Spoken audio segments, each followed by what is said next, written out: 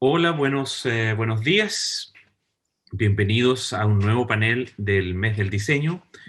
Yo soy Nicolás Rebolledo, profesor de diseño del Royal College of Art, cofundador de UNIT y en esta ocasión director de contenido de esta iniciativa.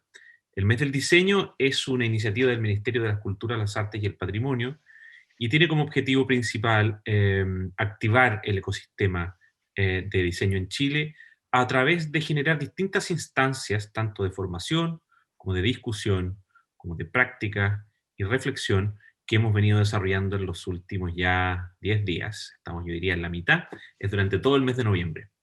En esta ocasión estamos en un panel que es parte de lo que hemos llamado un festival de ideas y conversaciones, que lo hemos estructurado en las distintas dimensiones, diría yo, que tiene la pregunta que nos convoca, que es ¿qué es diseñar hoy?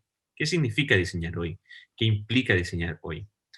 Partimos la semana con la pregunta sobre cultura o la cultura del diseño o las culturas del diseño, con un panel bastante interesante de Guy Julier y Pinispar, donde nos preguntamos básicamente cuáles son las culturas del diseño emergente y cómo esas culturas se relacionan, esas culturas del diseño se relacionan con los sistemas de valores que los acompañan. Luego tuvimos el lanzamiento de la vitrina, que las invito a visitar, en vez del diseño.cl/vitrina, donde hay una selección de más de 50 exponentes del diseño nacional, curada por Chile Diseño, Feria Impresionante y Encuentro Local. Ayer fue el turno de educación, diseño de educación, con un panel sobre la educación escolar y un panel sobre la historia de educar. Y hoy día inauguramos esta mañana con la pregunta sobre el valor del diseño y valor. ¿Qué significa? ¿Cuál es el aporte? ¿Cuál es la contribución que hace el diseño a la sociedad? ¿En qué dimensiones?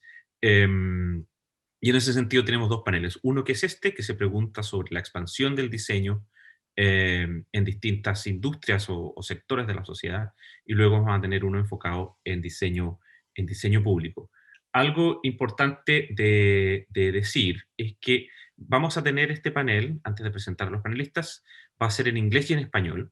Por lo tanto, para quienes se han inscrito y están acá en Zoom, pueden ir ahí abajito en la barra que tienen ahí al final, abajo de la pantalla, hay un mundo que dice interpretación o translation. Ahí pueden apretar y si es que quieren escuchar en inglés, apretan en inglés. Si quieren escuchar en español, apretan en español, porque uno de nuestros panelistas va a hablar en inglés. Esto es para los que quieran inscribirse. Los que nos están viendo en Facebook, si no se han inscrito, contáctense con nosotros para hacerles llegar el link.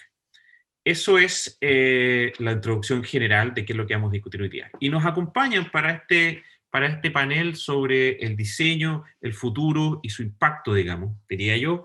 Tenemos tres panelistas de lujo. Uno, voy a partir primero por Alejandra. Alejandra Amenábar, que nos acompaña acá. Voy a leer la biografía, por eso estoy mirando para acá, porque está mi monitor aquí. Alejandra Amenábar es arquitecto y magíster en políticas públicas. Se desempeña como decano de la Facultad de Diseño de la Universidad del Desarrollo en Chile. Ha sido jurado de diversos concursos nacionales e internacionales y copresidente de las Bienales de Diseño en Chile. Ha sido miembro del Consejo Asesor de Diseño de la DIRAC, Dirección de Asuntos Culturales del Ministerio de Relaciones Exteriores de Chile y consejera de Área de Diseño del Ministerio de la Cultura y las Artes. Es también, desde el 2017, miembro permanente del jurado del Index Award, organizado por la ONG danesa Index, Design to Improve Life. Gracias, Alejandra, por acompañarnos. Luego está Ricardo Aguaguat. Hola Ricardo, gracias por acompañarnos. Ricardo es arquitecto de la Universidad Católica, máster en gestión urbana de la École Nationale de Pont de Chaussée en París y la Université de Tecnología de Compiègne.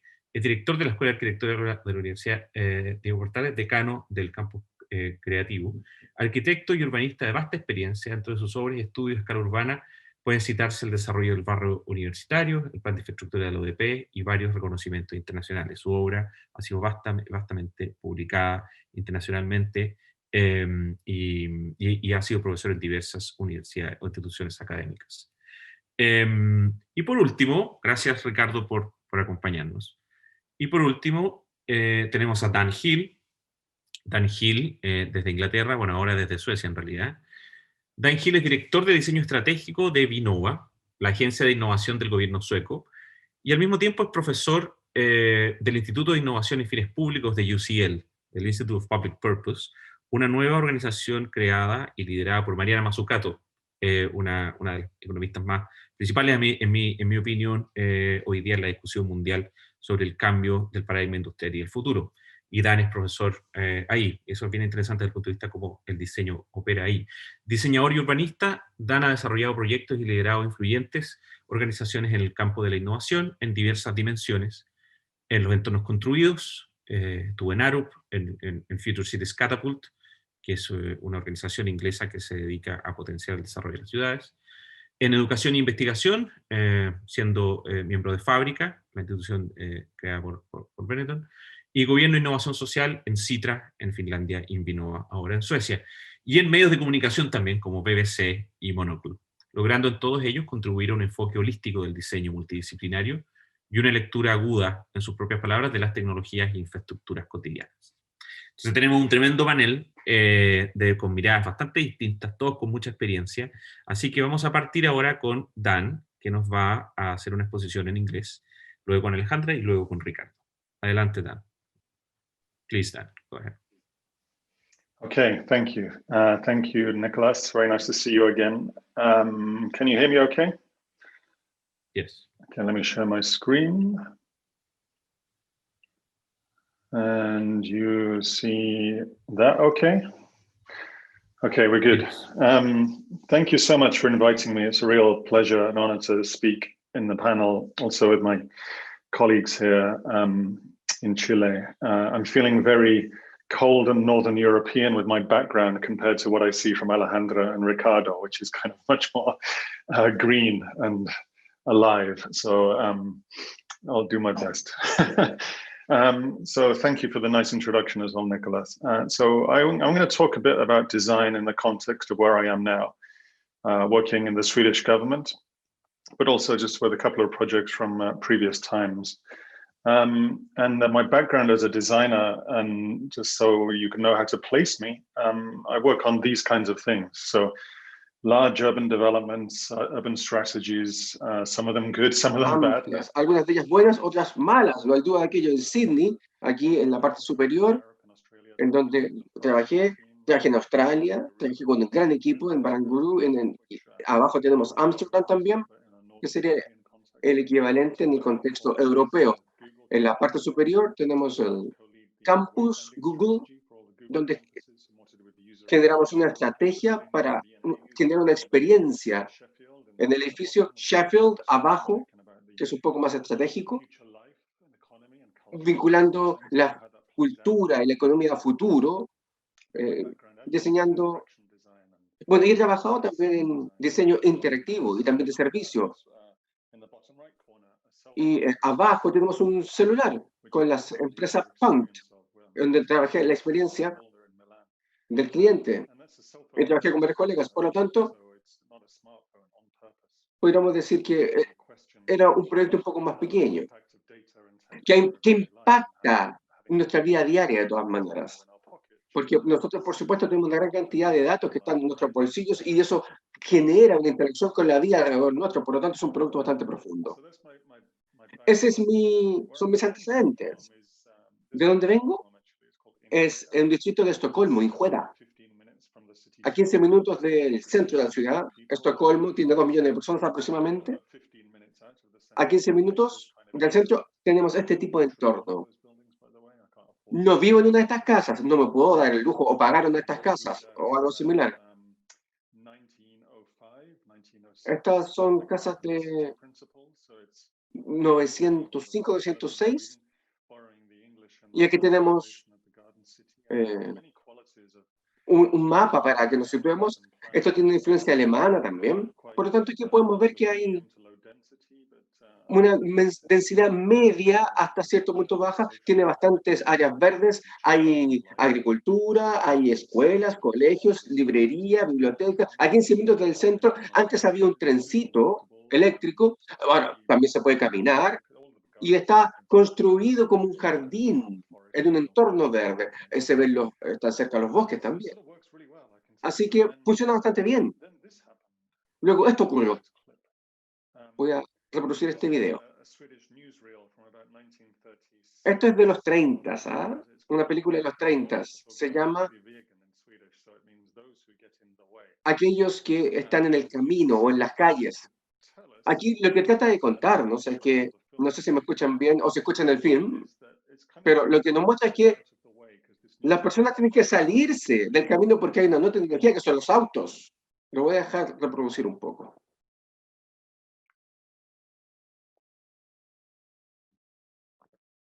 This guy's my hero, by the way. Me hace poner los pelos de punta.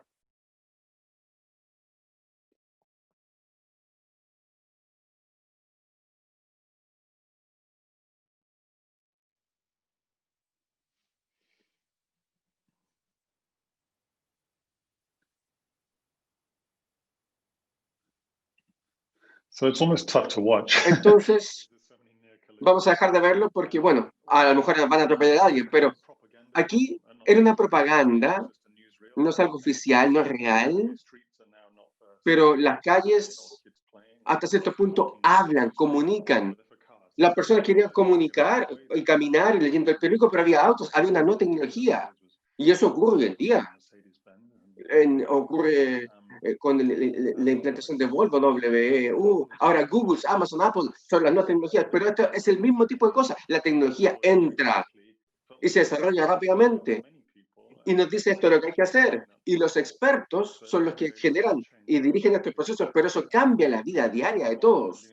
Ahora, ¿qué ocurrió en el lugar donde estoy ahora? El lugar que les mostré hace un tiempo, que era esta ciudad jardín que habían montado del 1900 y algo. Aquí se llama Minnesmegan y podrán ver entonces que ahora he hecho algunas líneas respecto a cómo se distribuyeron los barrios.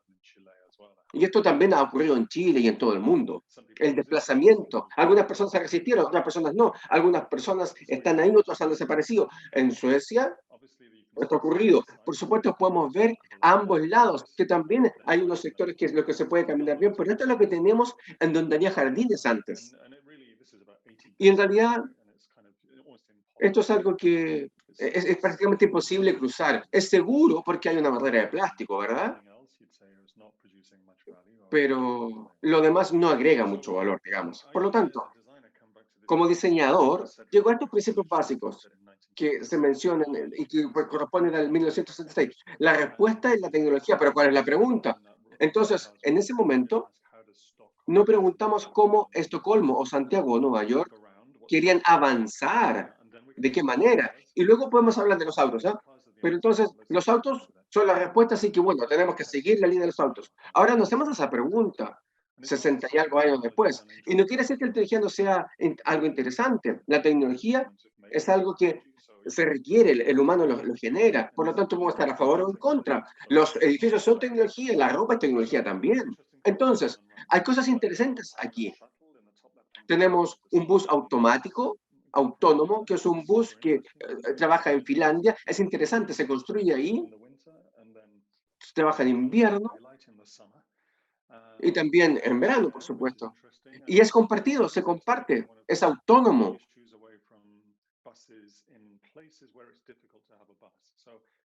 Funciona en lugares donde hay poca locomoción, pocos buses. Por lo tanto, lo que puede hacer esto es comenzar a transformar un tipo de transporte público en donde no hay un servicio regular y de esa forma se ahorra el concepto de sueldo asociado al conductor. Y también puede servir para transportar personas y también paquetes. Son cosas que hacen los robots hasta cierto punto. Entonces, tiene un gran potencial respecto a cómo se oriente. Lo mismo en el medio. Esto es en Australia. Tenemos ahí un elemento solar en el techo, se almacena la energía del sol en el sótano. Por tanto, aquí estamos ubicando energía justo donde usted vive y trabaja. Tal como dijo Nicolás, está en un departamento, yo estoy en el otro, por ejemplo, y él quiere ver la Champions League y yo tengo una cierta cantidad de kilovatios en una batería, eso lo puedo compartir. Entonces, la pregunta es, ¿le tengo que compartir mis kilowatts? Pero a lo mejor ni siquiera se requiere la pregunta porque simplemente se va a prender un interruptor y se va a compartir de forma espontánea y uno no va a saber de dónde viene la energía. Este tipo de cosas funciona y aquí uno sabe de dónde viene la energía. Por lo tanto, aquí hay un aprendizaje social que es mucho más complejo que los electrones. Esto es un elemento de ingeniería. Por lo tanto, la forma en que diseñamos todo esto es a nivel social, para generar elementos sociales que nos favorezcan a todos. Y no vamos a tener que pelear por energía, sino que más bien se pueden reducir los costos de energía para que así alcance para todos, depende de cómo se diseñe. Por lo tanto, el elemento clave, la pregunta clave aquí, y no es algo tan técnico en realidad, porque hay que agregar valor y un cierto sentido de pertenencia, que es social, étnica, etcétera. Eso es lo que, de eso se trata el diseño. No es algo, una pregunta técnica y simple, no es, tiene altos elementos sociales, políticos y económicos. Y esto es muy importante hoy en día porque hay nuevos desafíos a futuro. Este año se ha visto, mucho más que en años anteriores, hay grandes desafíos que van más allá del COVID, la crisis del clima que está ocurriendo en todo el mundo, que está generando grandes pérdidas. Hay grandes pérdidas también de biodiversidad. Pero, tal como se señala, hay una gran cantidad de desafíos desde el siglo XIX al XX y en adelante. El diseño de los robots, por ejemplo, no se trata de lo que puedan hacer, sino que tiene que ver con el diseño también. Y hay que agregar esto a la herramienta de trabajo respecto a lo que se está contemplando. Aquí tenemos a nuestros políticos. Están en este formato. No quiere decir que sean así de anticuados, pero estamos en España, Inglaterra, estamos hablando de 1600, en ese tiempo hubo muchas guerras. Era un grupo de hombres que lucen como yo, tristemente, pero ellos están escribiendo un documento de forma conjunta, están generando una política. Ellos tienen experiencia, supuestamente. Entonces ellos generan un documento, un trozo de papel. Pero eso no funciona, ya no funciona, no puede funcionar. Las cosas son mucho más complejas. Tenemos ventanas, tenemos situaciones como esta, hay distintos grupos de personas, tenemos cosas como Uber, Lyft, Airbnb. Tenemos una gran cosa de elementos que son muy problemáticos cuando se trata de compartir y de reducir la congestión, por ejemplo, y a veces la aumenta. Y eso ocurre en la mayoría de los casos. En San Francisco, donde ya tenemos mucha congestión, aquí tenemos un gran problema. Por lo tanto, dependiendo de cómo lo enmarque, usted puede hacer algo muy bueno con el diseño a escala individual y lo puede hacer funcionar a nivel de servicios como Uber, por ejemplo. O cuando saca un teléfono de su celular, en 2 minutos llega un auto, es un servicio. En este caso hay un conductor en la calle y eso implica que tiene que haber más conductores en la calle y generar más congestión. Por lo tanto, en ese sentido, aquí tenemos una gran pregunta. A nivel de ciudad, ¿qué es lo que va a ocurrir en lo que no sabemos? Y si lo sabemos, a veces no es bueno. Por lo tanto, el diseño estratégico tiene que avanzar y tenemos que entender la interacción, la arquitectura, la planificación, y tenemos que escalar todo esto y tenemos que juntarlo, aglomerarlo. Por lo tanto, sin eso, sin inventar una respuesta inventiva que tenga un cierto nivel de gobernanza, las cosas no van a funcionar. Y este estado -1 que formula la pregunta de forma apropiada es algo esencial. Thomas Piketty lo dijo en su libro y describe esto como una idea plausible y a priori. Por lo tanto, es algo que tiene que hacerse después o antes de los hechos. Esto tiene que ver con el sentido común, pero a veces no es sentido común tan solo. Hay una gran cantidad de supuestos. Entonces, ¿cómo llegamos a eso? Un punto aquí que el diseño puede hacer es generar los supuestos y mencionar otras formas de hacer las cosas. Aquí hay un proyecto en Australia respecto a transformar una calle o un distrito junto a 2 universidades. El distrito comercial está atrás también, entonces es un terreno muy valioso y se ha usado de forma eficiente y ahora se utiliza como estacionamiento, que es el menor valor que puede tener un espacio, dado donde está y dado donde Melbourne es. No es una calle del todo. Esto quiere ser una calle, pero en realidad es un estacionamiento. Entonces, ¿cómo transformamos esto en un distrito? Lo primero que hicimos fue obtener datos para saber lo que está ocurriendo, para de esa forma ser transparentes y abiertos. Y lo hicimos de forma estratégica, porque queremos tener confianza también y que se haciendo bien. Se colectan los datos y luego dice, bueno, ponemos los autos de la izquierda a la derecha para que estén en un cierto ángulo estacionado. Aquí, estas son alternativas, posibles movimientos, cosas que no se han hecho que podrían hacerse. Y esto es fácil de hacer. Y el costo es el costo de simplemente obtener una firma. Movemos los autos a la izquierda y punto. Eso es todo. Generamos esta ciclovía también, porque está en contra de la ley andar en bicicleta sin un casco. Por lo tanto, podríamos hacer las calles más seguras también, y por eso es que pusimos un hombre que está conduciendo sin casco. Y hay otras cosas, sí, tenemos aquí un elemento autónomo para esa forma hacer algún tipo de petición. También tenemos árboles. Esto se está probando, porque en realidad estas son cosas que se pueden comenzar a desarrollar en Australia. Y luego podemos hacer este gran movimiento. Se puede hacer que la gente participe en el proceso. Usted podría manejar el valor de este punto ahora, que es muy alto. Por tanto, aumentamos la calidad, se reduce el calor, se puede aprovechar mejor el agua de lluvia, la gente más reciente, bla, bla, bla, muchas cosas. Pero, nuevamente, no es fácil ir de A a B. La planificación dice, hagamos esto, y usted díganos cómo se requiere, cuánto concreto se requiere, veamos cuántas son todas las tecnologías que se requieren, etcétera. No va a tomar 5, 6, 10 años, porque simplemente no se puede saltar de esto a esto otro. No, porque no podemos tener una línea directa desde este punto a lo siguiente, porque la gente va a decir, vamos a poner un estacionamiento, y la gente dice que eso es prácticamente un derecho humano, tener dónde estacionar. Por lo tanto, hay un enfoque mucho más ágil.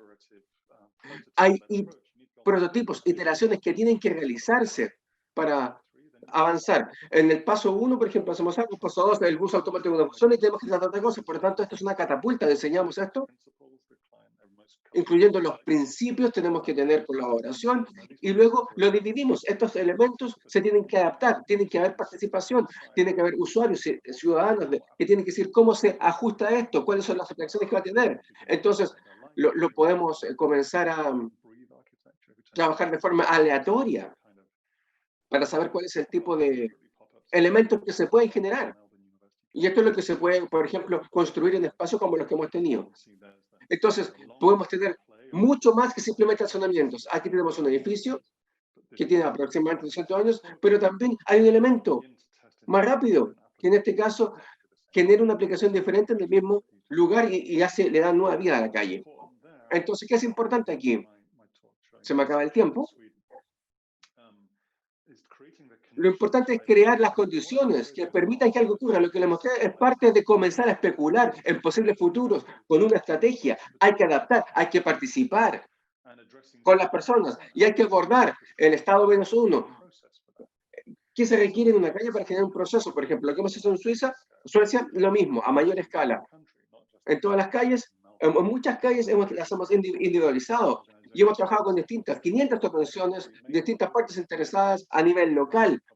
Muchas personas que están, por ejemplo, en el transporte público, personas de empresas, ya sea que estén con autos, scooters o máquinas que aprenden rápidamente un proceso. Por eso son grupos, comunidades, personas que trabajan en un departamento de salud, en una municipalidad local, y les pedimos que aborden estas áreas. La movilidad es de lo que estamos hablando aquí. Tenemos este sistema ANGRE. Aquí tratamos de facilitar, coordinar formas en que todo pueda captarse dentro de un sistema. Y luego comenzamos a buscar y crear vehículos que nos permitan probar a medida que avanzamos. Y Milka también lo menciona. Puede ser un vehículo, un mecanismo o un sistema que nos permita explorar, para esa forma aprender de la actuación. En el lenguaje del diseño, esto tiene que ver con generar borradores y comenzar a construir, no hacer el edificio primero tenemos que hacer primero un modelo, una maqueta, y luego diversificamos lo que entra a la izquierda. Entonces, tenemos 6 meses de trabajo, se decide qué es lo que se va a ocurrir o incluir en la calle. Esta calle está en Suecia y podemos ver cómo se genera el tráfico, de dónde viene el tráfico, tal como vimos en el video del 1900, a principios de 1900. Por lo tanto, en los calles también pueden tener jardines, etcétera. Por lo tanto, si diversificamos, abrimos el abanico, en la calle se pueden hacer muchas cosas. Por lo tanto, podemos poner todos estos elementos, distintos ángulos en la calle, y luego se puede generar una gran cantidad de elementos. Y se hace la pregunta de prioridades. Queremos que la calle produzca conversación, que la gente conviva. No es que las personas van a responder las preguntas, porque a veces no lo saben. Tenemos que generar biodiversidad, necesitamos también arquitectos, jardineros, la comunidad local que también participen, porque ellos es lo que pueden producir. Luego trabajamos en elementos más pequeños. Generamos o trabajamos a nivel de calle propiamente tal. Encontramos entonces grupos que se reúnan y vean esto de múltiples ángulos, producen este tipo de síntesis del taller. Estas son las distintas ideas que se van a trabajar en la calle. Y luego tenemos una misión, transformar todas las calles en Suecia. ¿Y por qué lo hacemos? Porque queremos utilizar las calles que ya existen. Las construimos en el año 900. Entonces, eso implica que ahora tenemos que cambiar la aplicación de la calle. Ya no va a haber tráfico, ahora va a haber algún otro tipo de transporte. Ese es el proceso que a lo mejor está ocurriendo en Chile también. Pero es un espacio que se puede abordar. Sí, imagínense imagínense tener una maqueta de Suecia en la palma de su mano y de esa forma usted puede ya comenzar a generar una gran cantidad de proyectos a futuro. Por lo tanto, es algo que usted puede comenzar a abordar y así es como se hace. Por lo tanto, hemos estudiado elementos grandes y pequeños al mismo tiempo. Aquí hay algunas calles en Estocolmo, cerca de la municipalidad, trabajando cerca con la municipalidad, probando cosas en estas calles. Las calles están cerca de colegios a veces. Eso es algo muy interesante. Y lo más importante entonces es que los niños de la escuela también pueden ser los diseñadores. Ellos pueden proponer, dibujar elementos, lo que les gustaría tener en las calles. Y eso es lo que se hace con el primer ministro, ¿ah? El primer ministro de Suecia ahí a la izquierda. Y el ministro de Salud también, a la derecha. Pero las calles, propiamente tal, fueron diseñadas por los niños. Esa es su calle. Por lo tanto, tenemos un modelo súper local, con alta participación, donde las personas ahí, hay usuarios, residentes, hay expertos, y ellos generan ideas maravillosas. Luego diseñamos una estructura adaptativa. Si quieren que las calles se adapten, tienen que ser participativas y tenemos que trabajar con tecnología de cierto punto. Para esa forma construir, trabajamos con artistas también, con el Centro de Arquitectura, podemos pedirle a un diseñador local que diseñe esto o lo otro, con elementos de madera, con espacios para estacionamiento, etcétera. Y luego se trabaja también con madera, etcétera. Es un producto circular y esto puede hasta cierto punto suavizar el diseño de las calles. Esto es lo real, estos son los prototipos, estos son reales, en donde se estacionan bicicletas, scooters y espacios sociales, cómo se relacionan con las tiendas, los restaurantes, cómo hacemos la variación en distintos lugares, cómo se utiliza hasta cierto punto la biodiversidad. Paisajistas participan aquí, los residentes dan su opinión. Han habido una gran cantidad, más de 300 encuestas. Hay un 70-74% de reacción positiva. Es sorprendente, dado que estamos eliminando los estacionamientos. Por lo general, la gente se opone a eso, pero en este caso, yo me hubiese conformado con un 40%, pero aquí hubo un 70% de personas que aprobó, y eso es un buen comienzo. Y en lo que respecta al valor que produce, tenemos este modelo complejo de valor. Hay mucho que mostrar aquí, de hecho, no voy a analizarlo en detalle, pero cada uno de estos elementos es una investigación que se ha desarrollado respecto al impacto positivo que se puede generar con esta integración simple. Intervención. Se disminuye el tráfico, se aumenta la salud mental, producto de las áreas verdes, y esto se puede vincular, por supuesto. Del mismo modo, aumentamos el valor comercial de las propiedades, las actividades físicas también se mantiene, se aumenta la salud mental. Por lo tanto, tenemos una gran cantidad de capas de valor. Todos tienen distintas capas con distintos niveles. Tenemos que ver todo lo que son las habilidades, responder la pregunta, diseñar, etc. Por lo tanto, es muy escalable. Para resumir, ¿qué es lo que está ocurriendo? Es reposicionar la calle nuevamente, no solamente para el tráfico, sino para muchas cosas. Lo hemos visto durante este año. Por supuesto, la vía de los negros importa también, Black Lives Matter, pero no solamente eso es una calle, es una política.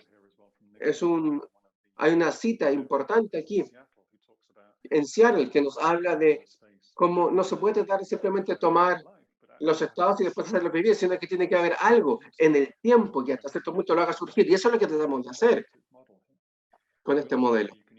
También sabemos que podemos utilizar esto para jardines. Esto se ha hecho en Finlandia. En Los Ángeles se ha plantado también en parques, en estacionamientos. Entonces hay 26 millas cuadradas de espacio que se puede utilizar.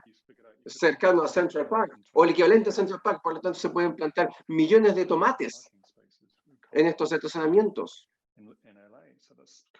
Entonces, en Los Ángeles, esto también es algo social porque falta comida, pero también hay biodiversidad y también hay un elemento medioambiental.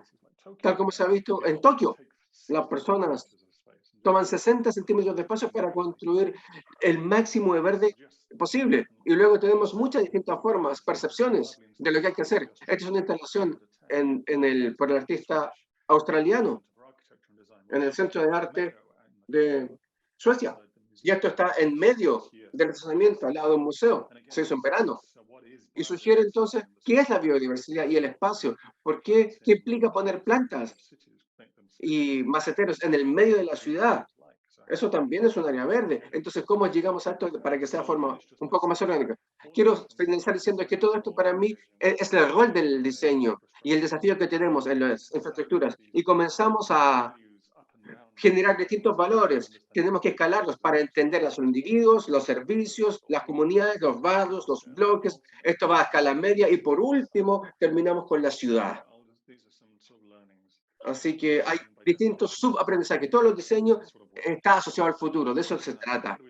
Pero cómo aprendemos de la historia, eso también es importante. Tenemos la historia de Suiza. Ubicar a la industria, ubicar lo que existe, lo que ya está construido, lo que ya existe, donde ya hay equipos, cómo hacemos que hagan más de lo que están haciendo hoy en día. Hay que entender que todo es tecnología, pero no generamos la tecnología en los edificios cuando se generan mayores ideas, entonces cómo las procesamos. Y uno de los elementos claves, entonces, cómo producir y enriquecer lo que existe para los humanos y también para los no humanos en las ciudades. Y eso implica, por supuesto, abordar el significado de todos, la cultura, la dignidad de las ciudades. Y eso es y de eso se trata el Estado -1. Y desde ese punto en adelante, el Estado se compromete y avanza las cosas. Termino con esta cita de Gautam Baldwin, el escritor indio, que habla de nosotros hemos pedido prestado la tierra y el terreno. Las ciudades se construyen sobre sí, la arquitectura está siempre presente y es parte de un proyecto espectacular. Hay que ver el valor en todos estos elementos entonces. Por eso es que creo que el diseño puede hacer que estas cosas sean tangibles y nos pueden mostrar cómo ir a una gran escala, como por ejemplo en un país, o en pequeña escala, como por ejemplo en un estacionamiento. Lo dejo ahí. Muchas gracias por escuchar.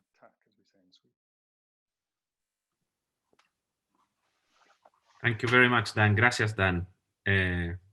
Por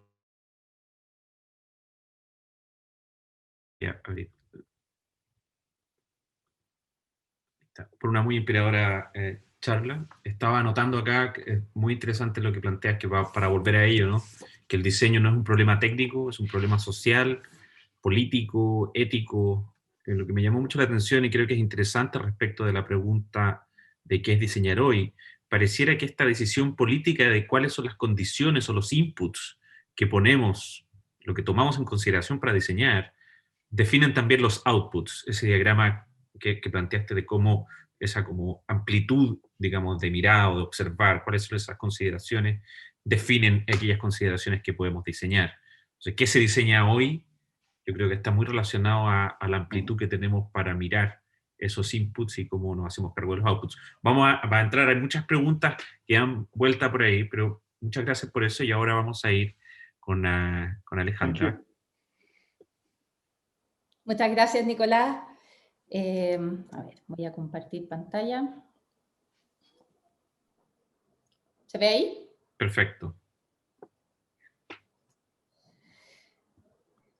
Bueno, muy buenos días a todos. De verdad, un honor estar acá compartiendo este espacio con todos ustedes. Diseño y futuro.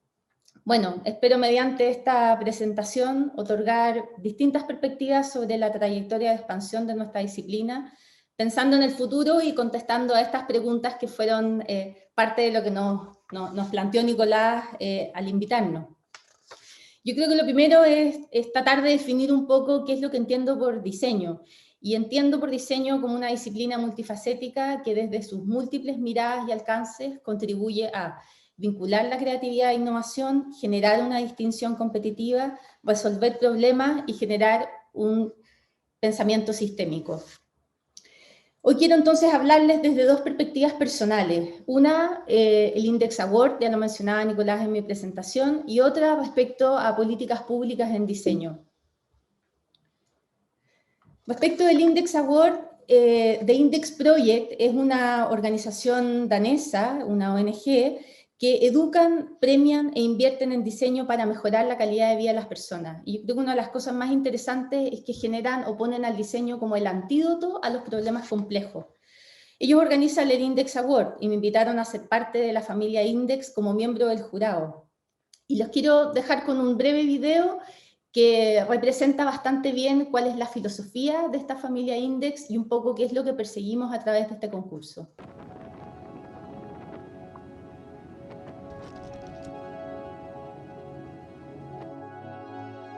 Design is a fundamental tool of our modern world. It's the connector between great ideas and humans. Es el que conecta las grandes ideas y los humanos. Eso es el diseño. Hoy en día, build our homes, construimos nuestros hogares, grow our economy, make life more fun, and construct cities as far as the eye can see. Design helped take us to the moon, drove key political movements, and made an unbreakable bond between people and technology. But as we have advanced over the past 200,000 years, creating history has come at a cost. And today, the world is plagued by problems that threaten us all. While design, when heedless and solely in the pursuit of progress, can lead us astray, can design save us? Bueno, yo creo que esta es una gran pregunta y este concurso justamente busca premiar aquellos diseños que contribuyan a mejorar la calidad de vida de las personas y que den respuesta también a los desafíos globales. Pero ¿por qué el diseño puede colaborar en alcanzar estas metas? Porque yo creo que es hora de actuar. Y el diseño es acción, el diseño visualiza, comunica, articula, transforma y actúa. Y hoy no hay otra opción que replantearse las realidades que hasta ayer parecían obvias. Algunos ejemplos. Veamos, por ejemplo, en los mares y en los océanos, la pesca incidental. La pesca incidental tiene que ver con las especies capturadas erróneamente. Y Paices, que fue uno de los finalistas del Index Award, fue ganador en realidad, es un dispositivo que mediante un estudio de las respuestas de luz de los peces es capaz de atraer o repeler a los peces cuando son capturados. ¿Qué pasa con la obesidad en Chile? Yo creo que somos número 1 en el mundo de acuerdo al ranking de la OCDE. Yo creo que es algo de lo cual debemos preocuparnos. Y solo, y esto es una cita de nuestra subsecretaria de Salud, solo los costos directos de la obesidad equivalen a 4 años de financiamiento de la ley Ricarte Soto, a 4 hospitales de mediana complejidad, a 4 años de tratamiento antirretrovirales para personas con VIH, y ese es el impacto de la obesidad en Chile.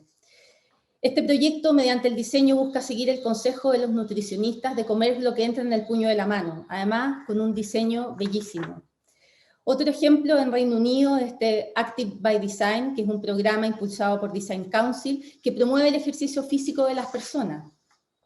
¿Y qué pasa con la energía en Chile? Es nuestra principal fuente de emisiones de gases de efecto invernadero. Este proyecto, pensado y diseñado por holandeses y que también fue finalista del Index Award, busca generar energía limpia mediante el pedaleo de todos los habitantes de la ciudad. La energía generada puede abastecer hasta un barrio completo. Y la industria de la moda, que es una de las más contaminantes del mundo. Project Silicolor, que fue ganador en la versión anterior del Index Award, mediante una bacteria, que es la bacteria Silicolor, hace el proceso de teñido utilizando 500 veces menos agua que un proceso normal. No puedo dejar de terminar sin invitarlos a todos a Diseño Responde, que estamos organizando para dar más visibilidad a los jóvenes talentos latinos. Es muy fácil de postular, es la primera versión, así que desde esta primera perspectiva no puedo dejar de terminar con un llamado a que todos los chilenos y las personas que nos están viendo en Latinoamérica participen en este concurso. Mi segunda perspectiva tiene que ver acerca de las políticas públicas en diseño. Yo creo que otra perspectiva importantísima para el diseño es generar aportes en la economía, en la cultura y en la sociedad. ¿Y es el diseño un medio para esto? Definitivamente sí. He pasado el último año y medio, si es que no los 2 últimos años, estudiando el caso de Reino Unido para conocer la estructura y evolución del ecosistema de las políticas públicas de diseño en ese país. Reino Unido se ha posicionado como un ejemplo referente mundial en la comprensión de la importancia que puede tener el diseño en el desarrollo económico, social y cultural de un país, a partir del registro, la sistematización de buenas prácticas, así como para potenciar, fomentar y difundir el rol del diseño en la economía, involucrando a instituciones gubernamentales y no gubernamentales. Si la economía del diseño fuera un sector, este sería el 9º sector de empleo más grande de Reino Unido. Así importante es el diseño allá. Algunos objetivos que me planteé en la investigación: analizar las políticas públicas de fomento en diseño en el Reino Unido, identificar sus actores relevantes y, por supuesto, también identificar oportunidades y conceptos promisorios para futuras políticas en Chile. Solo un poco de historia. El diseño comienza a potenciarse en Reino Unido como medida para impulsar la economía luego de la guerra, cuando Churchill crea en 1944 el Design Council. Creo que eso puede ser incluso un ejemplo hoy día para nuestro país, en la situación en la que estamos, en que nuestra economía está pasando por aprietos. Y en los últimos 25 años, Reino Unido además ha logrado un progreso considerable hacia la comprensión de lo que impulsa la innovación y cómo el gobierno puede ayudar a las empresas a desarrollar productos y servicios innovadores. Reino Unido no ha definido una política nacional de diseño, contrariamente a lo que uno pensaría. Sin embargo, han construido un ecosistema que fomenta las políticas de diseño a partir de la formulación de 5 preguntas que las voy a leer, porque me parece que todas son súper importantes. ¿Cuáles son los aspectos económicos de la creatividad y el diseño en un contexto empresarial? ¿Cuáles son las fortalezas y debilidades del Reino Unido en cuanto a creatividad y diseño? ¿Cómo puede la creatividad y el diseño mejorar el valor y la productividad en las empresas? ¿Y cómo pueden las empresas desarrollar y utilizar la creatividad y el diseño? ¿Y qué papel juega el gobierno en el fomento de la creatividad en el diseño? Bueno, se han preocupado, por supuesto, de contestar estas preguntas a lo largo de los años y contestarlas además a través de distintos actores. Yo planteo que este ecosistema se estructura en base a 4 ámbitos: los negocios, la educación, los servicios públicos y la cultura y sociedad. Y además de eso, he identificado actores gubernamentales y no gubernamentales, todos los programas y también los estudios y las revisiones encargadas por el gobierno a lo largo del tiempo. Revisé cerca de 110 publicaciones y además en los ámbitos identifiqué a 17 actores gubernamentales y no gubernamentales que, por cierto, estudié en profundidad. Y este fue el resultado gráfico de mi tesis. Me pareció que poder reconocer visualmente el ecosistema es un aporte, y por lo que pude constatar cuando visité al Design Council en Londres y tuve la suerte de hablar con la directora de investigación de allá, esto nunca antes se había hecho. Identifiqué todas las conexiones y créanme que el resultado de verdad es impresionante. Han construido algo realmente muy potente. Y respecto a las conclusiones y oportunidades para Chile, bueno, en Reino Unido hay un ecosistema descentralizado, tal como dice Cian White. Todos son jugadores y socios. Por lo tanto, yo creo que una de las oportunidades que tenemos acá en nuestro país es mapear a nuestros actores y, por otro lado, incentivar y promover la aparición y permanencia para evitar las iniciativas esporádicas de nuevos actores también. La equivalencia entre los actores gubernamentales y no gubernamentales muestra la relevancia que se le otorga al diseño desde los ámbitos y áreas en Reino Unido. Y acá en Chile, de acuerdo al informe Chile Creativo, en nuestro sector se requiere impulsar una mayor coordinación y articulación entre el sector público, el privado y la academia, así como también promover la articulación y coordinación de los estamentos públicos para la promoción e incorporación del diseño en sus procedimientos.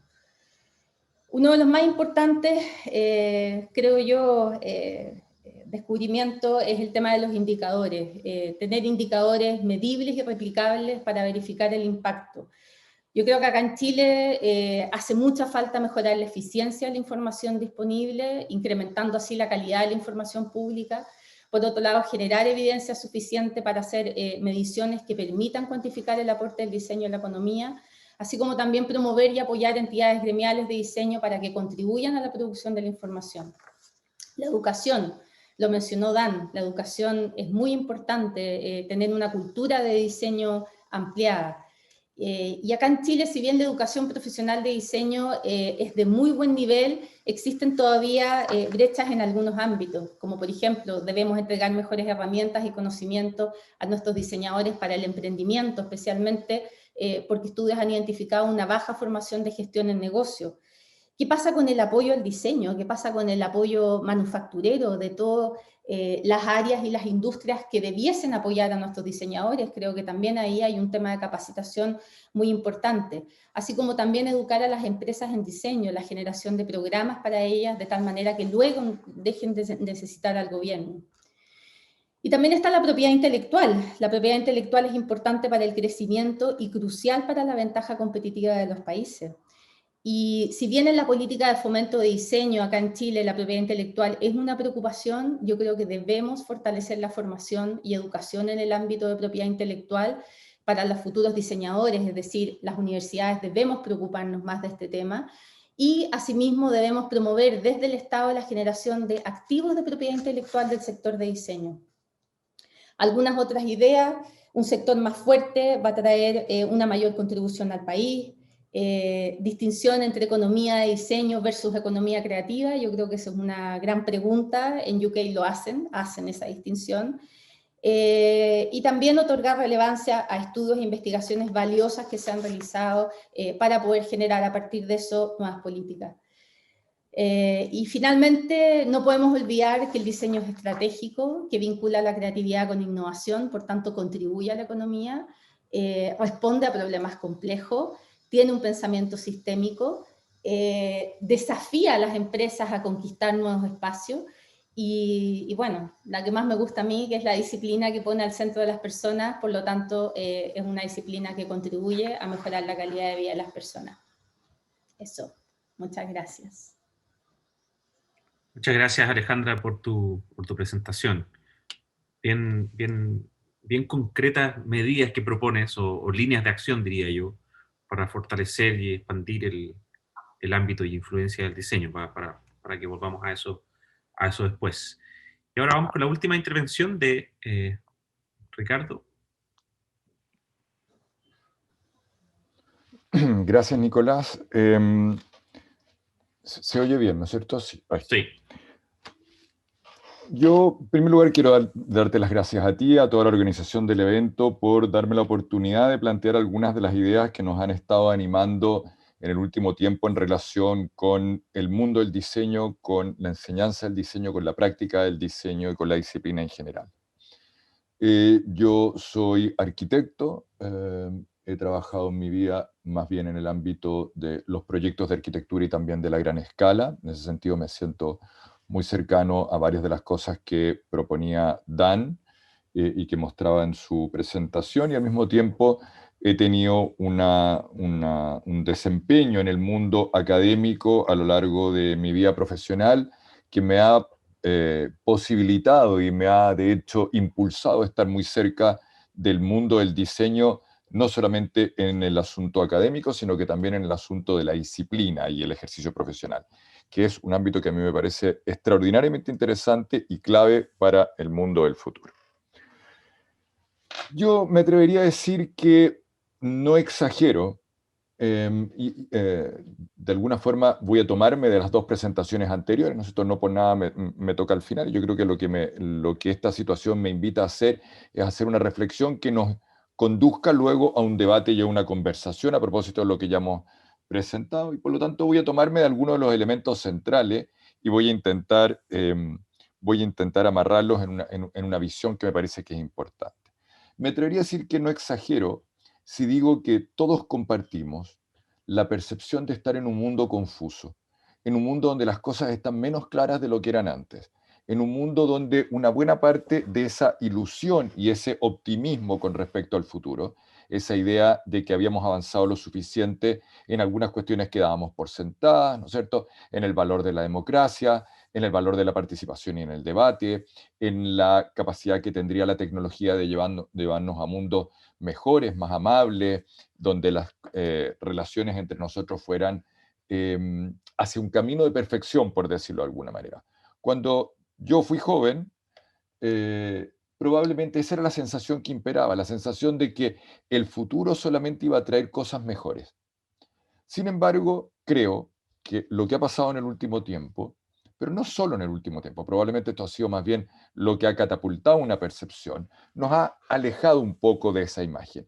Y sentimos, yo siento, una buena parte de la gente que me rodea siente, que estamos frente a un panorama de lo complejo, lo abrumador, lo diverso, lo simultáneo, lo múltiple, pero también de lo discordante, de lo ensordecedor, de lo incongruente, de lo confuso. ¿No es cierto? De alguna manera lo que nosotros percibimos cuando vemos las noticias, cuando abrimos el diario, cuando escuchamos lo que ocurre no solamente en países como los nuestros, sino que también en el primer mundo, de alguna manera define ese tipo de escenario.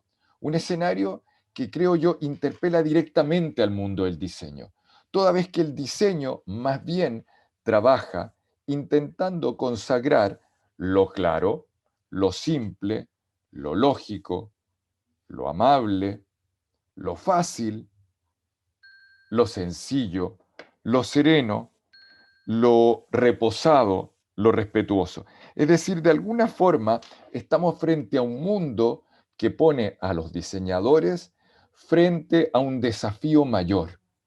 Probablemente esta es una situación bastante nueva, no quiero decir que nunca antes haya ocurrido en la historia, pero probablemente si nos hubiésemos retirado 10 años hacia el pasado o 15, ese no era el gran desafío de los diseñadores. Los diseñadores nos estaban acompañando en un proceso que sentíamos nos estaba llevando progresivamente a ese escenario que buscábamos, pero una buena parte de la población del planeta hoy día no siente eso. Probablemente no he sido yo tampoco el único que vio ese documental, El dilema de las redes sociales en Netflix. Y descubrimos asombrados, aunque si hubiésemos tenido más capacidad de reflexión y de reposo, lo habríamos descubierto antes probablemente, que el producto de este escenario gigantesco de las redes sociales somos nosotros, pero no cualquier parte de nosotros, sino que nuestra intimidad, aquello que resguardamos para la privacidad y que sin embargo hemos sido inocentes en exponer públicamente y lo hemos transformado en un insumo, ¿no es cierto?, de esta gigantesca industria cuyo producto para la venta somos básicamente nosotros. ¿Cuál es entonces la percepción que quiero dar del mundo del diseño? La del diseñador como facilitador y como comunicador de una serie de procesos complejos que no estamos en situación de ver en este momento, pero que las herramientas con las que trabaja el diseño nos pueden facilitar que eso sea posible. Facilitador y comunicador de la producción de conocimiento, por ejemplo. Yo creo que, y voy a trabajar una serie de puntos en esta presentación que creo que pueden aportar. Todos sentimos que el mundo genera una cantidad de conocimiento, el más reciente, el que tiene que ver con la lucha contra el coronavirus, pero hay decenas de otros ítems en los cuales el mundo produce conocimiento a una velocidad vertiginosa que ninguno de nosotros, por incapacidades, por tiempo, etcétera, es capaz de digerir. Y yo creo que hay una primera gran tarea fundamental del mundo del diseño en ayudarnos a procesar, comprender, al menos en lo que afecta directamente a nuestras vidas, pero incluso en aquello que puede abrirnos nuevos campos hacia el futuro, en esa producción del conocimiento. Y de las interfaces que son necesarias para abrir el conocimiento que se produce en este ritmo vertiginoso al gran público. Y eso yo diría que dentro del gran abanico que trabaja el diseño, no ha sido algo que ha tenido una importancia fundamental. Una buena parte de nosotros intenta comprender los avances contemporáneos directamente desde sus fuentes, sin mediar, sin que medie el rol de comunicador del diseñador. Y yo creo que eso es un error importantísimo. En tercer lugar, Así es que entendemos que el diseñador es un facilitador y un comunicador de estos procesos complejos en la producción y difusión del conocimiento, y en segundo lugar, en el diseño de estas interfaces. Hay una gigantesca oportunidad en el momento actual. Todos llevamos viviendo un año prácticamente encerrados en nuestras casas. Esta situación que estamos compartiendo ahora, ¿no es cierto? Que Dan esté en Estocolmo, que Alejandra y yo y varios de los otros estemos en Chile, pero entiendo que incluso hay personas en otros lugares dentro del panel, nos lleva a entender el hecho de que hemos asumido prácticas y hemos sociabilizado ciertas formas de operar que son completamente nuevas, en las cuales me parece a mí el diseño aún no ha tenido un rol fundamental, pero creo que debe tenerlo. Un ejemplo que Alejandra conocerá seguramente es el del paso de la presencialidad al online en el mundo de la educación. Pero eso en realidad todavía no ha pasado por un proceso de diseño que nos permita entender cuáles son las verdaderas oportunidades y potenciales de ese asunto. Esto por ahora lo que hemos hecho es sustituir la presencia de alumnos y profesores en la sala de clase por más o menos lo mismo en una pantalla de Zoom. Pero falta un aprendizaje profundo de cuál es el potencial y el verdadero horizonte que podemos alcanzar a partir de eso. Pero no es solo aquello que tiene que ver con el paso de lo presencial a lo online. También tiene que ver con las nuevas reglas de la vida colectiva. Todos estamos a la espera, naturalmente, que llegue la vacuna, pero la vacuna puede llegar más tarde de lo que creemos, puede enfrentarse a obstáculos técnicos y, por último, aún llegando, nos va a dejar todo este proceso algunos aprendizajes, también algunos miedos y algunas atenciones sobre las maneras de operar que nos conducían a riesgos que no solamente es innecesario correr, sino que probablemente es sumamente peligroso. Estamos frente a nuevas reglas de la vida colectiva, a distancias, a protocolos, a conductas, a formas de relacionarnos que van a necesitar y necesitan diseño, pero hasta ahora eso no se ha producido. Entonces, si es que el tema de este debate tiene que ver con el valor del diseño, independiente de los grandes asuntos que han planteado Dan y Alejandra, creo que hay en el aprendizaje de la situación actual una enseñanza que va a pasar por el mundo del diseño para transformar estas amenazas en oportunidades concretas para nuestra vida. ¿Cómo se va a comer en conjunto? ¿Cómo vas a recibir visitas al interior de tu hogar? ¿Cómo vas a trabajar en empresas que requieren un cierto número de personas conviviendo en el mismo espacio? Y todavía esa aseveración creo que está en tela de juicio. ¿Cómo vamos a estudiar en el futuro? ¿Cómo vamos a viajar? Yo me imagino que ninguno de nosotros se imagina hoy día tomando un avión y pasando por los protocolos de aeropuerto de la manera que lo hacíamos hace un año, incluso si mediara una vacuna. Todas esas prácticas, pasar por Policía Internacional, abrir y cerrar la maleta, apiñarse en una sala de espera, meterse en un avión, ir al baño en un avión, por ejemplo, son cuestiones que hoy día nos parecen prácticamente impensables, pero de una u otra forma vamos a tener que volver a hacerlas, probablemente mediando el valor que le puede agregar a eso un diseñador. El diseñador debe ser capaz, y ahí está el punto que estoy tratando de sostener, de darle forma y realidad a lo desconocido. Porque para lo conocido, ¿no es cierto?, todos estamos preparados, todos tenemos ciertos hábitos, prácticas y formas de usar el entorno que nos rodea, pero en la medida en que lo que viene hacia el futuro es desconocido, ahí es donde de verdad necesitamos al diseñador. Por supuesto, eso a mí me toca muy en lo personal, en el mundo de la enseñanza, porque estoy directamente vinculado con ella. Y creo que la capacidad que tienen los diseñadores de enfrentarse a lo desconocido, de darle forma, realidad y transformar los desafíos y amenazas en oportunidades, me parece que va a ser absolutamente clave. Y en ese tema quiero ahondar en un punto que también, pensando que, por supuesto, nuestra audiencia está directamente relacionada con el mundo del diseño, plantear.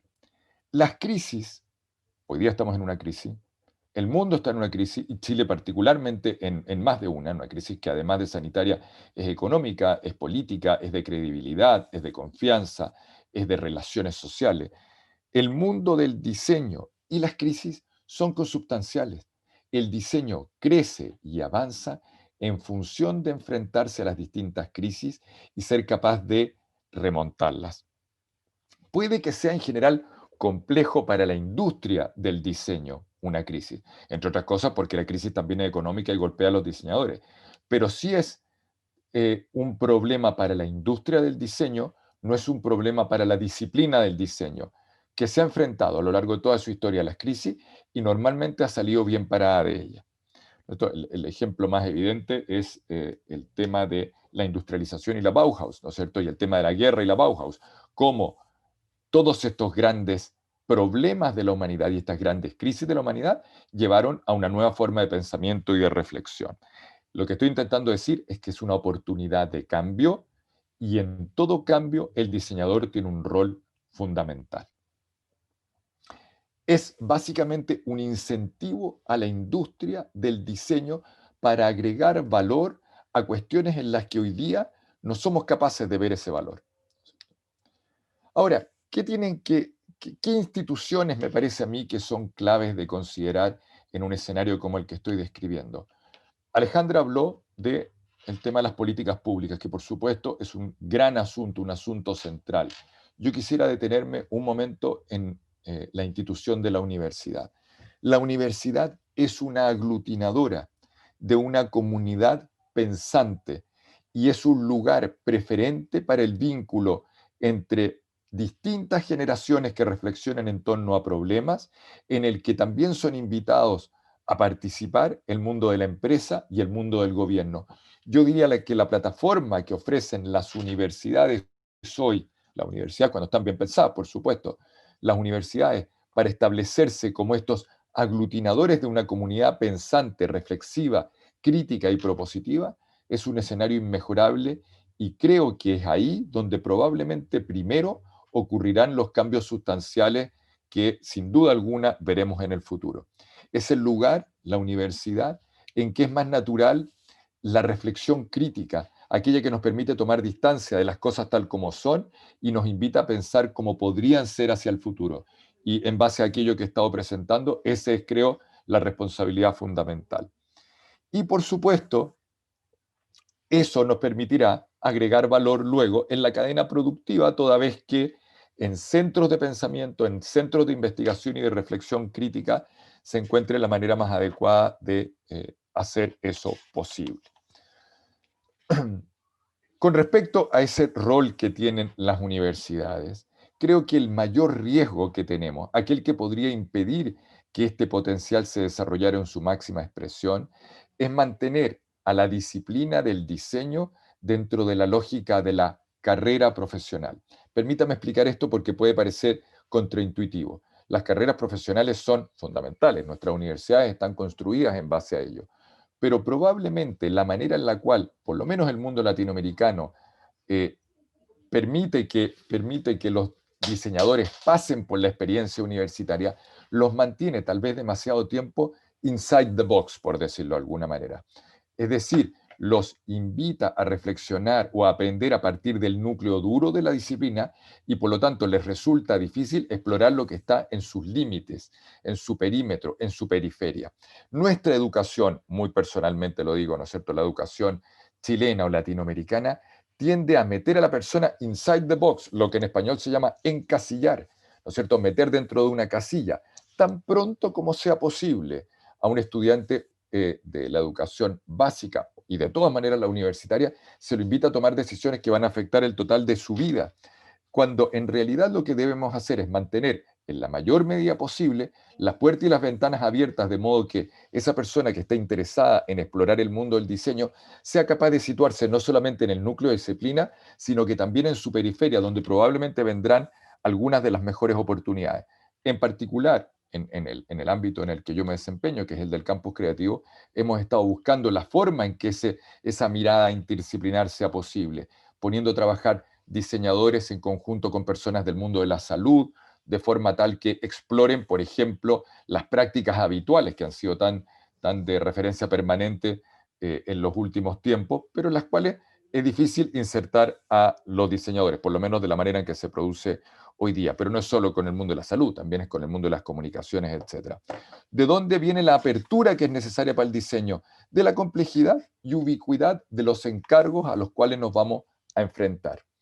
Los encargos son completamente ubicuos, no están ubicados en la disciplina del diseño, sino que están ubicados ahí donde la sociedad contemporánea necesita reflexión crítica. Y como los encargos serán ubicuos, estarán emplazados, ¿no es cierto?, en cualquier sector de la sociedad, de la empresa o de la industria, es ahí donde el diseñador tiene que desempeñarse.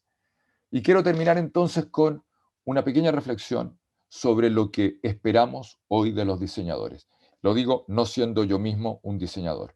¿Qué esperamos como sociedad de los diseñadores? Que apoyen la transición de nuestras sociedades a entornos más saludables, con ciudades más compactas, mejor equipadas, en distancias más cortas, con personas moviéndose en sistemas de movilidad que ocupen menos espacio, que se desplacen menos impactos negativos hacia los demás y hacia el entorno, que dependan menos de fuentes contaminantes, en viviendas que nos inviten los diseñadores a encontrar las formas de vivir, ¿no es cierto?, en viviendas de tamaños y tipos más razonables, con una mejor distribución entre el espacio privado y el colectivo, con mejor acceso a espacio público y áreas verdes, con mayores y mejores posibilidades de socialización entre nosotros, que tengamos acceso a tecnologías que nos hagan la vida más fácil, más amigables, que nos inviten a conectarnos sin sentirnos alienados y solos, con una relación con los objetos, con probablemente menos objetos, pero más significativos y con sentido, menos desechables, con mayor relación con los saberes tradicionales, a un menor precio y más accesibles, pero que también nos apoyen los diseñadores en la definición de las grandes políticas y en los procesos sociales, en la participación ciudadana, en el modo de uso de los espacios públicos, en los grandes procesos de debate y definición nacional. No es una tarea fácil lo que estoy describiendo, pero nunca el trabajo del diseñador ha sido una tarea fácil.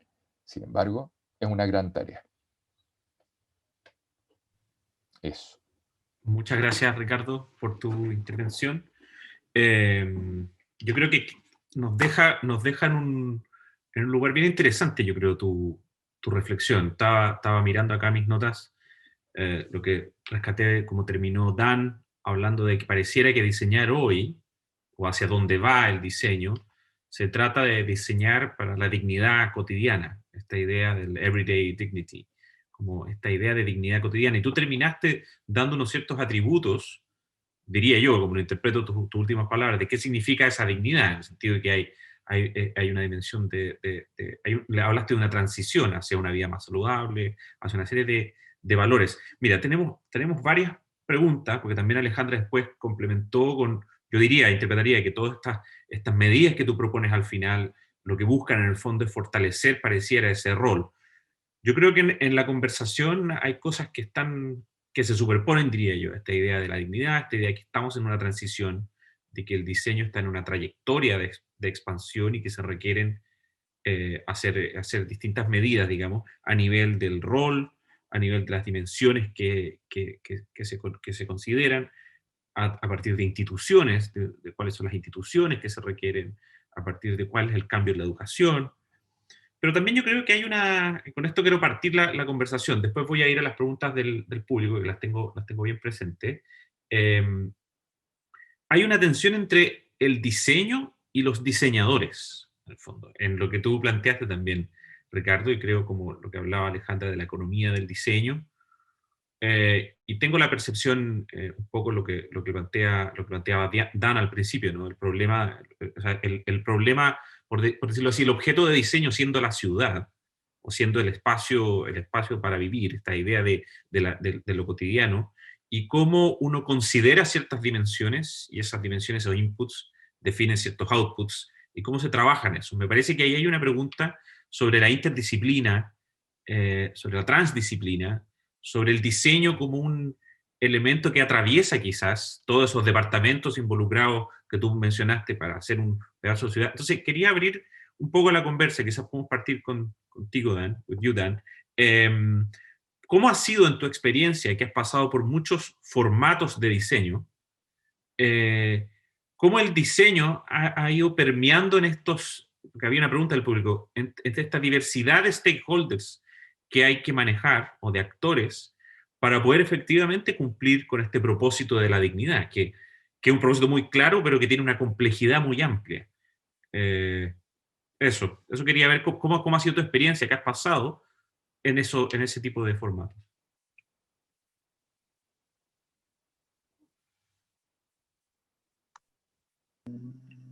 Unmute.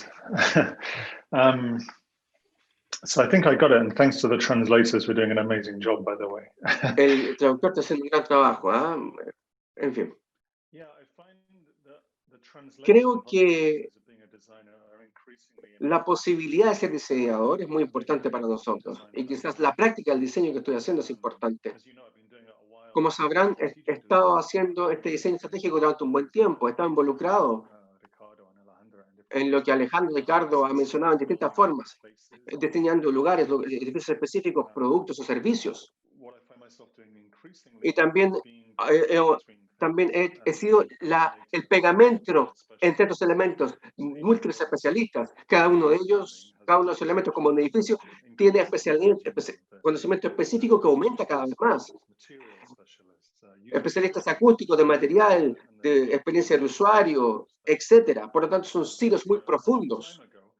Hace mucho tiempo, quizás cuando enseñábamos la educación de la arquitectura, el arquitecto era el maestro que construía.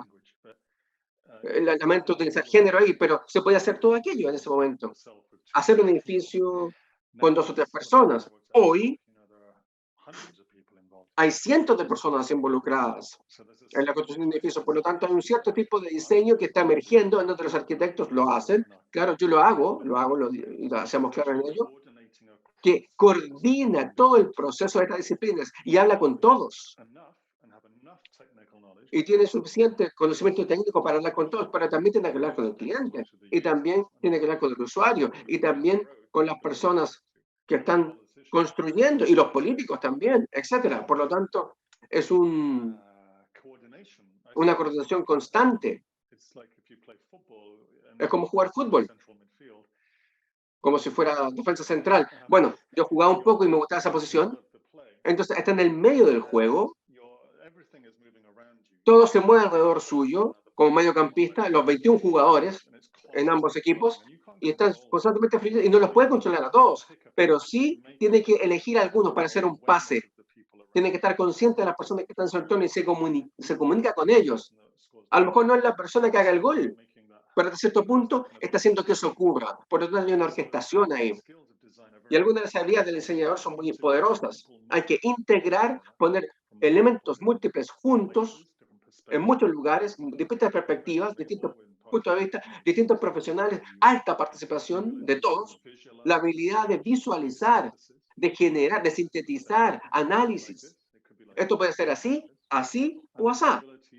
Y luego la habilidad de lo que podemos llamar de gestionar, de llevar el timón, mantener entonces la conexión y poder avanzar dentro del sistema. Quizás a medio camino decir esto no es lo correcto. Hacemos un giro de timón. Hay integración, visualización, controlar, sintetizar. Entonces, es muy útil, de mucha utilidad. No solamente la ejecución de un edificio, la ventana propiamente tal, por ejemplo, una persona la puede ejecutar mucho mejor que yo, un especialista, pero puede ayudar a conceptualizar. Así tiene que ser el edificio. Así como todo esto tiene que calzar en el proyecto. Y esto aplica para la ciudad, los productos, las políticas, no solamente los edificios, sino que estoy generalizando en este ejemplo. Eso es muy útil. Gracias, Dan.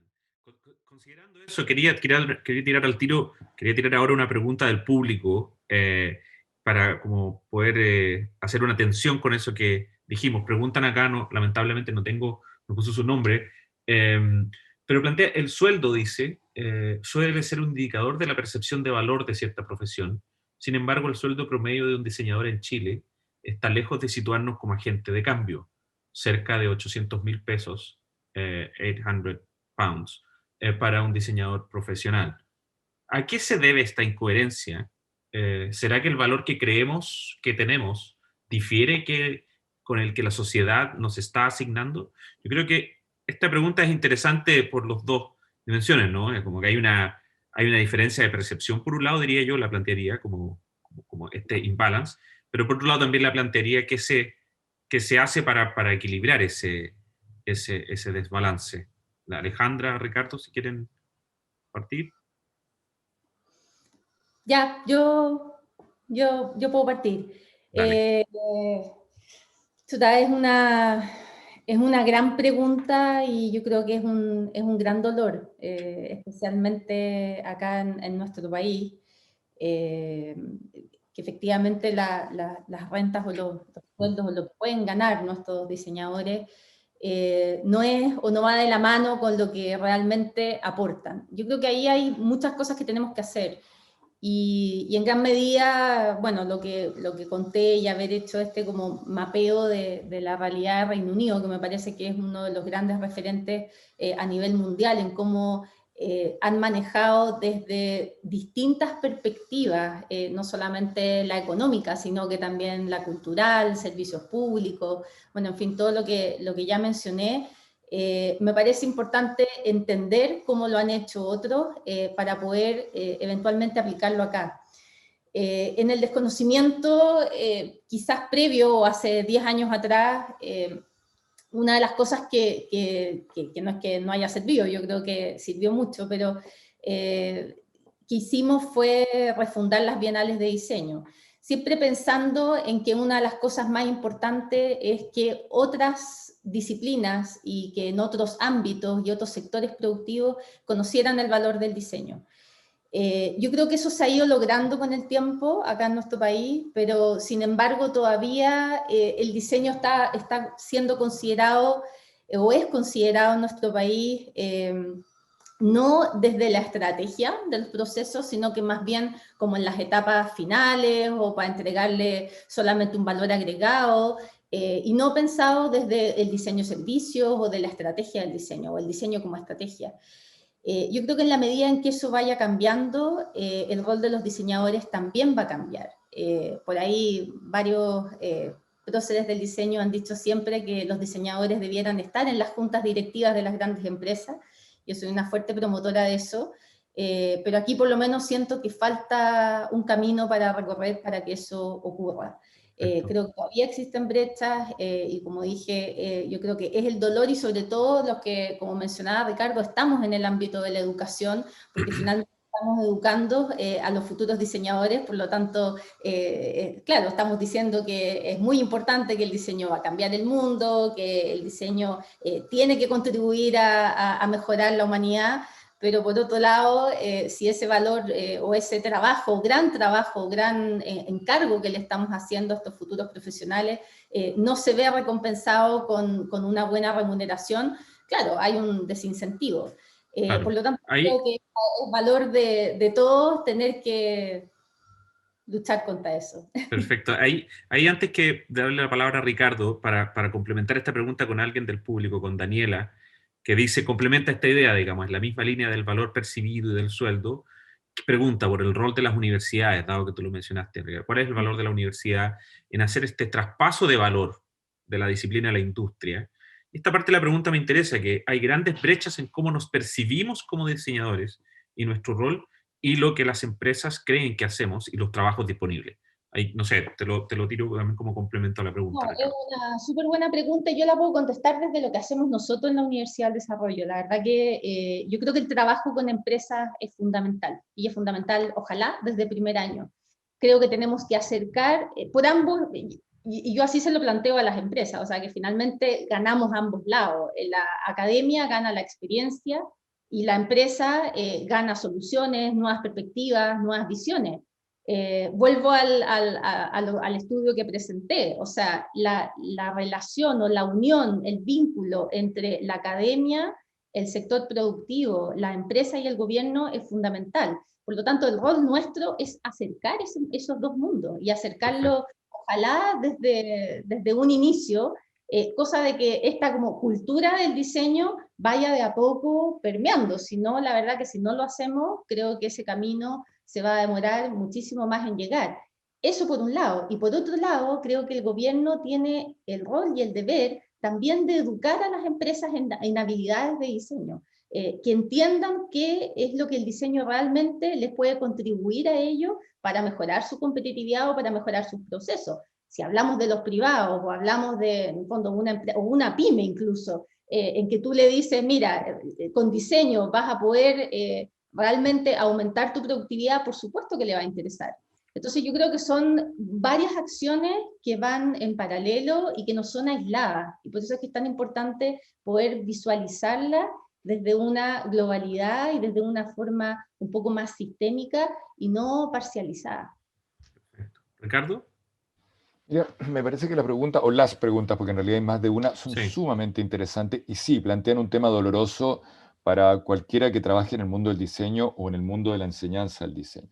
Pero yo quisiera irme un poco más atrás, porque en realidad el honorario que una empresa está dispuesta a pagar a un profesional está en directa relación con cómo percibe esa empresa que ese profesional le agrega valor al producto y por lo tanto incrementa las ganancias de la empresa. ¿No es cierto? En realidad, si tú piensas por qué un futbolista recibe, un futbolista estrella, por supuesto, recibe el sueldo que recibe, es porque los grandes equipos, ¿no es cierto?, perciben que les van a permitir ingresos estratosféricos y por eso es que está dispuesto a pagar esos sueldos. Y también lo mismo ocurre con ciertos personajes en la televisión o en los medios, etc. ¿Qué es lo que ocurre entonces en nuestra empresa que paga a diseñadores honorarios que no nos parece que están a la altura de lo que creemos que merecen? Es que en realidad ocurren dos cosas. En primer lugar, que la idea de que el diseñador agrega valor al producto en Chile no está suficientemente clara. Y en segundo lugar, que la industria chilena, que es lo que ocurre en una buena parte del mundo, ¿no es cierto? La industria chilena no es suficientemente madura en el sentido de haber explorado el potencial de agregar valor a algo. No es solo que no entiendan el rol del diseñador, sino que tampoco agrega demasiado valor. Mira, por ejemplo, todos nosotros estamos frente a una pantalla hoy día que permite que estemos reunidos a pesar de que Dan esté en Estocolmo y alguien pueda estar en Timbuktu. Todo eso en realidad es un conjunto de avances de la tecnología, pero también de procesos de diseño que le han agregado valor. ¿Cuántas de esas cosas tienen que ver con asuntos que ocurran en Chile o en Latinoamérica o en el mundo en desarrollo? Lo que estoy intentando decir es cuáles de los objetos y procesos que nos rodean son ejemplos de agregar valor al interior de nuestra propia industria. Y te vas a dar cuenta que probablemente la respuesta a eso es muy pocos, porque sí se le agrega valor a los diseños y procesos, pero en reductos relativamente reducidos, concentrados en ciertos lugares del mundo. Y Chile no es, la verdad, un ejemplo de eso. ¿Cuál es entonces el mecanismo para salir de ese círculo que nos tiene relativamente encerrados? En primer lugar, un incentivo, creo yo, público a que las empresas privadas agreguen valor. Toda vez que las empresas comprendan la importancia de agregar valor, van a entender también el rol del diseñador. Perfecto. El rol del diseñador tiene que ver con eso. Gracias, Ricardo. Dan levantó la mano. Just briefly, Yeah. I think this is really Sí, important. obviamente esto es muy importante. I think architecture in particular. Creo que la arquitectura en particular no ha dejado claro el rol del productor. Y como diseñador, y lo que dice Ricardo, el punto de la tecnología que se está utilizando, eso es algo que es un sector muy valioso. Los diseñadores son fundamentales para el éxito de esto, la interacción del diseñador. Hay cientos de disciplinas de diseñadores que están muy bien coordinados y hoy tienen una cultura fuerte. Los conozco sus capacidades y cómo desarrollan el programa, son extraordinarios. Y están alineados las prácticas del diseño con un producto y podemos decir algo positivo o negativo, pero visto a ambos lados. Y es algo muy poderoso, con claridad, valioso, y la arquitectura ya lo tiene. En el Reino Unido tenemos un gran trabajo desarrollado por Alejandra, gracias por documentar la cultura del diseño en mi país, porque las personas en mi país aún no lo han hecho del todo. Entonces, la arquitectura en el Reino Unido, el promedio es menos que un albañil. Por lo tanto, un albañil gana más que el arquitecto. No digo que el albañil le debieran pagarle menos. No, pero el arquitecto tendría que pagarle más. Y ahí es donde hemos continuado generando un caso. El arquitecto tiene un rol valioso en la sociedad. Quizás llega a un pic, alcanzó el pic en los 60 aproximadamente, y luego lentamente comenzó a bajar porque ha perdido visibilidad en donde se ubica en un área de valor, ya sea económico o algún nuevo tipo de valor. Ahora, en el último tiempo, hay más valor en otros elementos, porque, tal como trabajé con Mariana, ellos son economistas ya de distintos tipos de valor, en medioambiental, social, de biodiversidad o de salud. Por lo tanto, el diseño también tiene un rol fundamental ahí, en donde se puede comenzar a valorar de forma totalmente diferente, no vinculado con los modelos de crecimiento, porque son modelos muy antiguos, de valor, pero hay algo nuevo que corresponde al siglo XXI. Por lo tanto, la forma en que tenemos que generar el caso como diseñadores tenemos que hacerlo nosotros. Nadie nos va a ayudar a generar el caso. Nosotros tenemos que hacerlo. Con eso, que nos quedan 3 minutos, sí, pero sí, 1 minuto. No, es que también sumado a lo que había como comentado Dan anteriormente y que lo vi recién, yo creo que cuando hablo de educación, no es solamente educación universitaria, yo creo que hay que pensar también en la educación escolar. Perfecto, claro. Creo que el diseño debe, o la creatividad debe promoverse desde edades tempranas y no solamente esperar, porque eso también genera una cultura del diseño transversal desde pequeño, en toda la sociedad. Es interesante, con eso nos quedamos, ya para cerrar este panel, que evidentemente, bueno, esto da para conversar mucho, y yo creo que justamente el objetivo de este festival de ideas y conversaciones es iniciar estas discusiones, que esperemos que durante el próximo año las vamos a seguir desarrollando. Yo me quedo con esta idea de los múltiples roles del diseño, de las múltiples consideraciones que hay que considerar para producir o avanzar en la dignidad cotidiana de las personas, cómo esa dignidad cotidiana de las personas se presenta como un tránsito hacia donde hay que avanzar, cómo los diseñadores, dice Ricardo, nos ayudan o facilitan esa transición hacia ese tipo de vida, como Alejandra nos plantea, que para eso se requieren intervenciones multidimensionales, tanto a nivel de educación, de industria, de educación escolar. Entonces creo que palabras como complejidad, tránsito, dignidad, distintos tipos de valores son los que nos quedamos en este panel pensando en diseño y valor en el futuro. Digo esto ahora para invitarlos a los que están escuchándonos, que en media hora más vamos a tener un break, nosotros no mucho, pero vamos a tener un break, y viene un panel que se va a enfocar en diseño público, particularmente en el valor público del diseño. Yo creo que también en el público apareció la idea de la política, ¿no? Que las decisiones políticas del diseño, que no logramos atacar en este panel, pero espero que en el próximo, dado que nos vamos a enfocar en políticas públicas, en la dimensión pública de las cosas, vamos a hincarle el diente a ese tema. Así que muchas gracias. El link está ahí lo mandé, en el chat de Zoom. Les acabo de enviar el próximo link. Va a estar en Facebook también, así que nos vemos en media hora más. Y muchas gracias, Dan, por acompañarnos, Alejandra, Ricardo, por una tremenda panel, muy inspirador y muy formativo. Muchas gracias. Muchas gracias a ti, Nicolás, y muchas gracias a Dan y Alejandra. Gracias. Gracias Dan, gracias Ricardo. Thank you. Likewise.